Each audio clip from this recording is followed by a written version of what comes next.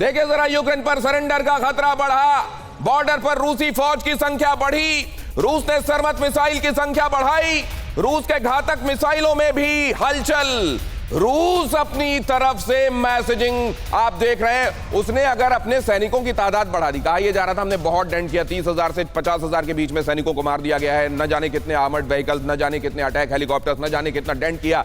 अगर ऐसा है तो रूस ने एक बार फिर से पूरी सेना लगभग वहां डिप्लॉय करके दिखा दिया कि आप अगर समझते हैं कि रूस के पास अब दम नहीं बचा है कि रिप्लेनिश कर पाएगा वो अपने सोर्सेस को, तो देख लीजिए आप। सवाल ये है कि या इस मैसेजिंग से ही यूक्रेन घबराया हुआ है और अमेरिका जो सपोर्ट कर रहा था उसके हाथ पैर भी फूल गए हैं। जरा देखिए, यूक्रेन क्या हथियार डालेगा, यह समझना होगा।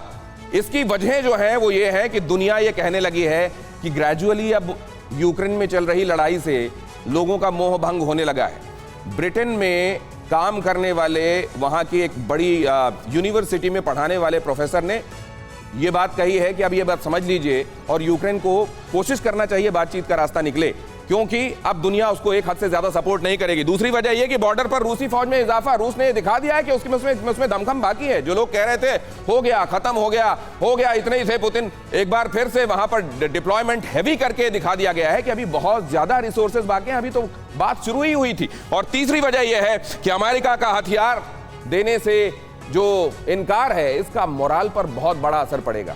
ज़ेलेंस्की अभी तक जाहिर है ये सोच रहे थे कि बूट्स ऑन द ग्राउंड तो नहीं आएंगे मदद के लिए, लेकिन हथियारों में कहीं किसी तरह की कमी नहीं रहेगी। अब यहां पर तो ये कह दिया गया कि एक खास किस्म के हथियार आपको मिलेंगे ही नहीं, और अगर ऐसा है तो इससे मोराल पर बहुत असर पड़ेगा। चौथी वजह यह है कि रूस के न्यूक्लियर हमले का थ्रेट बढ़ता जा रहा है। सरमत 2009 से बन रही थी, आप इस बात को ध्यान में रखिए।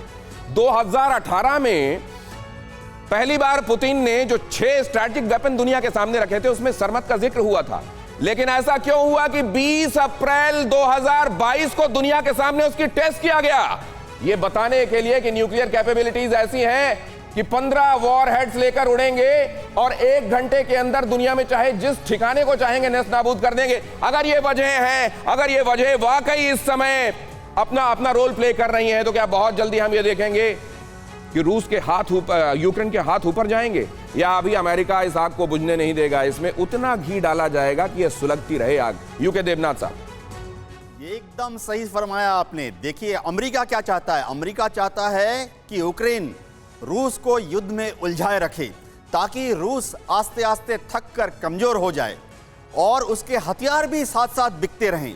लेकिन रूस भी जानता है अमेरिका की ये कारस्तानी। रूस अपनी तरफ से पूरी कोशिश कर रहा है कि वह कन्वेंशनल हथियार और कन्वेंशनल वॉरफेयर के थ्रू और काफी सारा साइकोलॉजिकल दबाव बनाकर यूक्रेन में आस्ते आस्ते घुस जाए और प्रेसिडेंट ज़ेलेंस्की जो हैं उनकी सरकार को फोर्स करे, बाध्य करे कि वो कमजोर हाथों के साथ आकर नेगोशिएटिंग टेबल पर बैठें, ताकि रूस नेगोशिएटिंग टेबल पर ज़ेलेंस्की को अपने जो रिक्वायरमेंट है वो अपने अनुसार से डिक्टेट करा सकें। और मेरे ख्याल से रूस काफी हद तक इसमें कामयाब भी हो गया है।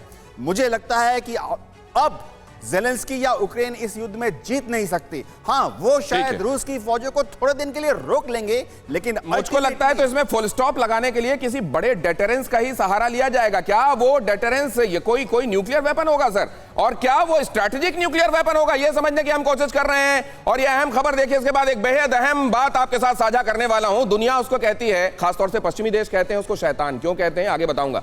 परवाह देश की, सोमवार से शुक्रवार रात 10 बजे TV9 भारतवर्ष पर।